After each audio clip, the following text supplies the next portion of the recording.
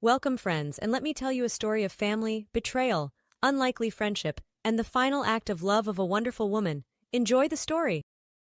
Margaret Wilson sat in stunned disbelief as her daughter-in-law Amber paced around the living room, her shrill voice echoing off the walls. Look, Margaret, let's be real here. You're not getting any younger, and I don't want to deal with all the paperwork and hassle after you kick the bucket. Just sign the damn house over to me now and make it easy on both of us. Margaret felt rage boiling up inside her. The audacity of this woman. After everything Margaret had done for her. She fixed Amber with an icy stare.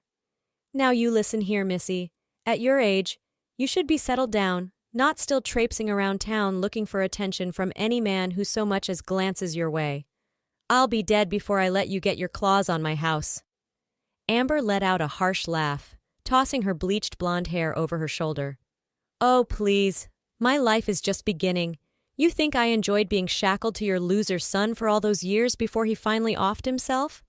And don't even get me started on that good-for-nothing grandson of yours. He'd blow through any inheritance money in a day, tops. Margaret couldn't exactly disagree with Amber's assessment of her grandson Blake. The boy was the spitting image of Amber. Not just in looks, but in character. Not an ounce of responsibility or work ethic in him. Margaret's thoughts drifted back to when Amber first waltzed into their lives on the arm of Margaret's son James. Margaret had hoped it was just a phase, that her son would wise up and find himself a nice, respectable girl to settle down with. But as the years went by, it became painfully clear that Amber was here to stay. Amber continued her carefree party girl lifestyle, while James worked himself to the bone to support her frivolous spending habits. When he finally put his foot down and told Amber it was time to grow up and start a family, she reluctantly agreed. 9 months later, Blake arrived, but it didn't take long for Margaret to realize she'd be the one raising him. As Blake grew up, James finally reached his breaking point. He gave Amber an ultimatum, shape up or ship out, but by then, it was too late. They were like 3 strangers living under the same roof. James threw himself into his work, staying later and later at the office, until one rainy night 2 years ago, when Margaret got the call she'd been dreading. James had wrapped his car around a tree, killing him instantly. To this day, Margaret suspected it was no accident. Her son must have decided that a quick death was better than the slow torture of living with Amber. Now, 2 years after James's death, here was Amber, brazenly claiming what she felt entitled to. She had wasted no time divvying up the assets with Blake, who promptly skipped town to blow his share. Meanwhile, Amber frittered away her portion on trips, clothes, and who knows what else. And now she had the nerve to demand that Margaret sign over her beloved house and move into that rundown old shack Pops had left her. Amber was still prattling on. I mean, it's the least you could do. We're family after all. And it's not like you'll need this big house much longer, what with you being sick and all. Margaret's blood ran cold. How could Amber possibly know about her illness? She had been so careful to hide it from everyone. The doctors said she only had a few months left, a year at most, but Margaret was determined to spend her final days in the home she and her dear Henry had built together. She looked Amber straight in the eye. I don't know how you found out about my condition, but let's get one thing clear. I will never sign this house over to you. I'm not going anywhere, and don't think for a second that you or that no-account grandson of yours will get your grubby paws on a single cent of my money after I'm gone. Amber's face twisted into an ugly sneer for a moment, before morphing back into a saccharine smile. Well, I'm sorry you feel that way, Margaret. I was just trying to help. You know, I've been having a tough time lately, trying to get back on my feet. I don't suppose you'd let me stay in the guest room for a bit while I sort things out. Against her better judgment, Margaret reluctantly agreed, but she regretted it almost immediately. That very night, Amber had a rowdy crowd of her low-life friends over. Their raucous laughter and thumping music blared through the thin walls until the wee hours of the morning. When Margaret tried to confront Amber about it the next day, she was met with a cold, hard stare. Listen up, old woman, Amber sneered. We both know you'll be worm food soon enough. So why don't you just sit back and savor your last few days in peace? Hell, You should be grateful you get to die nice and comfy in your own bed. A lot of folks don't get that luxury, you know. Margaret recoiled as if she'd been slapped. She knew Amber resented her, but she was taken aback by the pure malice dripping from her words. In the following days, Margaret noticed a suspicious man coming around, visiting Amber at odd hours. He had a cruel, hungry look in his eyes that made Margaret's skin crawl. She started barricading her bedroom door at night, an unsettled feeling growing in the pit of her stomach. Then, late one evening, Margaret overheard a heated conversation between Amber and the menacing stranger.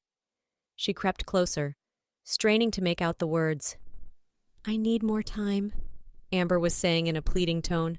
"I'm working on getting the money, I swear." "Time's up, sweetheart," the man growled. "You better pay up or else. That old bat might have an unfortunate accident, if you know what I mean. Get you that inheritance money real quick." Ice flooded Margaret's veins. Dear God, they were planning to kill her. With shaking hands, she gathered up her important documents and a few cherished mementos. Tears streamed down her weathered cheeks as she fled out into the night, leaving behind the only home she'd ever known. Sarah Johnson sighed heavily as she cruised down the dark streets, the beams from her taxi's headlights cutting through the misty night. It had been one hell of a day. Her youngest, Sammy, had come down with a nasty case of strep. Then the school had called to inform her that Tommy, her eldest, was failing math. She tried her best, she really did. But raising two young sons alone was no easy feat, especially after the way that snake Mark had done her wrong. Sarah felt like a fool every time she thought about how she'd fallen for his empty promises. "Baby, just hear me out," Mark had said, his voice dripping with false sincerity. "Sell that little house your grandma left you. We can invest that money in my startup, and we'll be living the high life in no time." Sarah had been hesitant, but Mark had a way of making everything sound so simple, so right. So she'd signed the papers, the ink barely dry, before Mark started spending her money hand over fist. New car, new suits, trips to Vegas for business. Sarah told herself it would all be worth it. That is, until she discovered that Mark had put everything in his own name. "It's not that I don't trust you, baby, but I gotta protect my income, you know? Getting married, it just complicates things," he'd said. Even after Tommy was born, Mark still wouldn't put a ring on it. When Sarah got pregnant again, she was sure he'd finally come around. But shortly after Sammy arrived, Mark sat her down with a somber expression. "I've met someone, Sarah. She understands my lifestyle. Trying to be a family man, it's just not me. I think it's best for everyone if you and the boys find your own place." Sarah couldn't believe what she was hearing. Rage and despair warred within her. "So help me God, Mark, you better pay child support or I'll—" "You'll what?" he sneered. "Take me to court? Think long and hard about that, baby. My lawyers will paint you as an unfit mother faster than you can blink. You'll be lucky to get supervised visitation.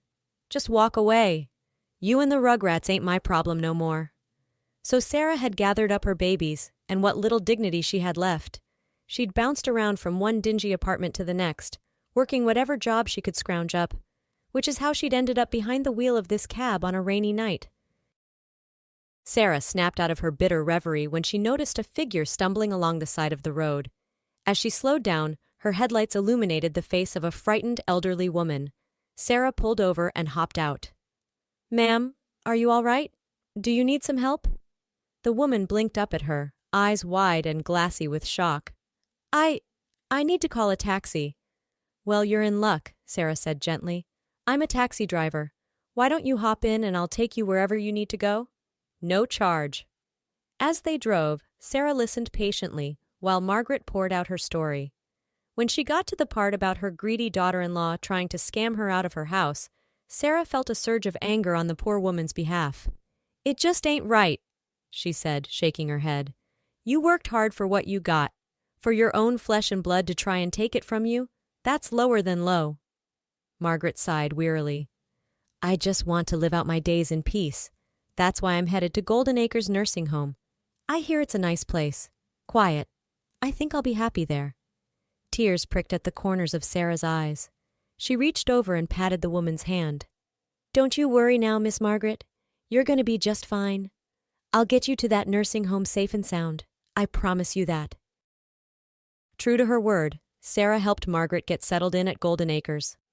Over the next few weeks, she visited often, bringing small comforts to brighten the woman's days. Margaret would clasp Sarah's hand, her eyes full of gratitude. "You're an angel, Sarah.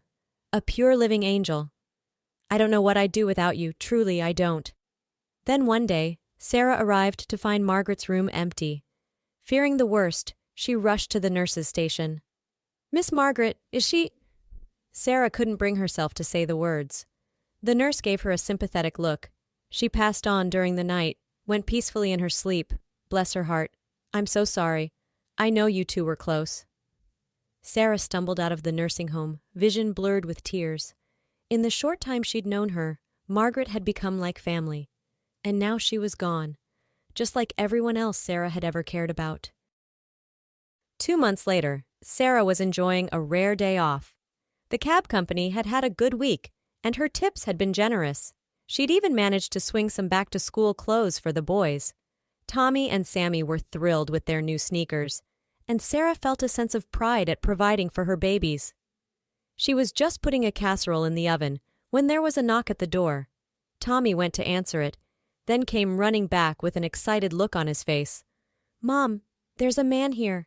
Says he's a lawyer and he needs to talk to you." Puzzled, Sarah wiped her hands on a dish towel and went to see what the fuss was about. A distinguished older gentleman stood in the doorway, briefcase in hand. "Miss Sarah Johnson, my name is Everett Barlow. I'm an attorney representing the estate of Margaret Wilson. May I come in?" Numbly, Sarah stepped aside to let him enter. When they were seated at the kitchen table, Mr. Barlow cleared his throat and began to speak.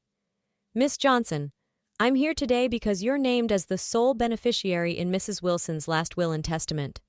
Sarah gaped at him in disbelief. I don't understand. Margaret and I were friends, but what do you mean sole beneficiary?" Mr. Barlow smiled kindly. "Shortly after you helped her move into Golden Acres, Mrs. Wilson had her will amended. She was quite emphatic that you were to inherit her entire estate. The house, the savings, all of it. She wanted me to give you this letter."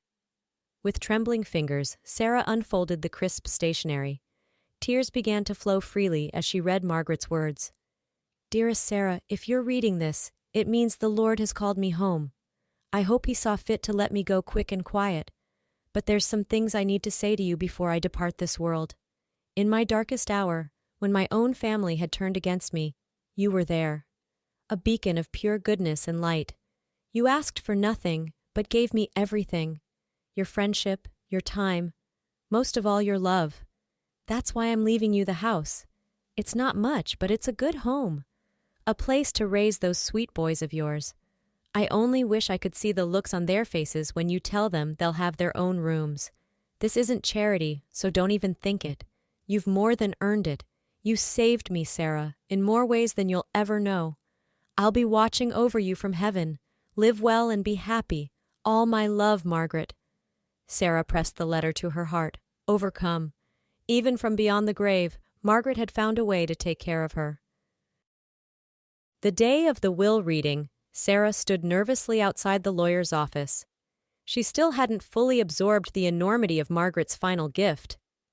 Lost in thought, she didn't notice Amber storming up until the woman was right in her face. "You conniving little bitch!" Amber screeched. "You think you can just swoop in and steal what's rightfully mine? I'll see you in court. I'll tie this up for years." She lunged at Sarah, hands curved into claws, but Mr. Barlow stepped between them. "Mrs. Hanson, I'll remind you that the terms of the will are ironclad. You have no legal claim to Mrs. Wilson's estate. I suggest you leave now, before I'm forced to call security." Amber sputtered with rage, but finally spun on her heel and flounced out. Sarah turned to Mr. Barlow, eyes wide. "I can't thank you enough for your help. Truly, I don't know what I would have done." The lawyer patted her shoulder, a twinkle in his eye. "No need for thanks, but I am curious. What do you plan to do now that you've come into this windfall?" Sarah thought for a moment. "Well, first thing, I'm going to quit my job at the cab company. It's too dangerous, and my boys need me around more. I'd like to go back to school, finish my degree, maybe start a little business out of the house, like I always dreamed about." Mr. Barlow nodded. All fine ideas. You know, I have some connections at the university. I'd be more than happy to make some calls, see about getting you enrolled for next semester. I couldn't possibly impose, Sarah began, but the lawyer waved away her protest. Nonsense. It would be my pleasure. Besides, I made a promise to Margaret that I'd look after you, and I always keep my promises. Something in his tone made Sarah's heart flutter. She suddenly realized how attractive he was, with his salt and pepper hair and warm brown eyes.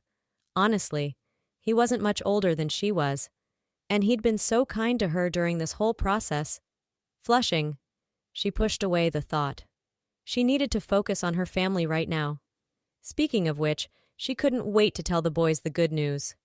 With the help of the movers Mr. Barlow had recommended, they'd be settling into their new home in no time. As she walked to her car, Sarah tipped her face up to the bright blue sky. Thank you, she whispered. She knew Margaret was up there smiling down on her. She could almost hear the woman's raspy chuckle. You just proved me right, kid. You deserve every good thing coming to you. Now go on, get home to those babies, and tell that nice attorney not to be a stranger. Sarah laughed softly, shaking her head. It was almost as if Margaret had known what the future held. But then again, maybe she had. After all, the old gal had been full of surprises right up to the very end. One thing was for sure. Sarah would never forget her. And every time she stepped through the door of their beautiful new home, she would think of the unlikely angel who had changed her life, her kids' lives. Margaret had been so much more than a friend. She had been a guardian angel, watching over Sarah and her family, even from beyond the grave. And as Sarah drove home, her heart full of hope and gratitude, she knew that Margaret's legacy would live on through her and her children. The move to Margaret's house went smoothly, thanks to Mr. Barlow's assistance. Sarah and the boys spent the weekend exploring their new home, marveling at the spacious rooms and beautiful backyard. Tommy and Sammy were thrilled to have their own bedrooms for the first time in their lives. On Sunday evening, as Sarah was preparing dinner in the well-appointed kitchen, the doorbell rang. She wiped her hands on a dish towel and went to answer it, surprised to find Mr. Barlow standing on the porch, a bouquet of flowers in hand. Everett, what a pleasant surprise. Please come in. Sarah stepped aside to let him enter, her heart fluttering at the sight of his smile. I hope I'm not interrupting, he said, handing her the flowers. I just wanted to stop by and see how you were settling in. Sarah accepted the bouquet with a blush. We're doing wonderfully thanks to you. I can't tell you how much I appreciate all your help. Would you like to stay for dinner? It's the least I can do. Everett's eyes lit up. I'd be delighted. As they sat around the dining table, Sarah couldn't help but marvel at how right it felt to have Everett there with her family. The boys took to him immediately, peppering him with questions about his job and hobbies. After dinner, as Sarah walked Everett to the door, he turned to her with a serious expression. Sarah, I've been thinking. I know you've been through a lot, and the last thing you need is more complications in your life, but I can't deny my feelings for you any longer. Sarah's breath caught in her throat. Everett, He took her hand in his. I understand if you're not ready, but I want you to know that I care for you deeply, and when you're ready, I'll be here, for you and the boys. Tears sprang to Sarah's eyes. She had never dared to hope for a love like this, a love that encompassed not just her, but her children as well. I care for you too, Everett, and I think I'm ready to take a chance on happiness again. He pulled her into a warm embrace, and Sarah felt a sense of peace wash over her. For the first time in years, she knew everything was going to be all right.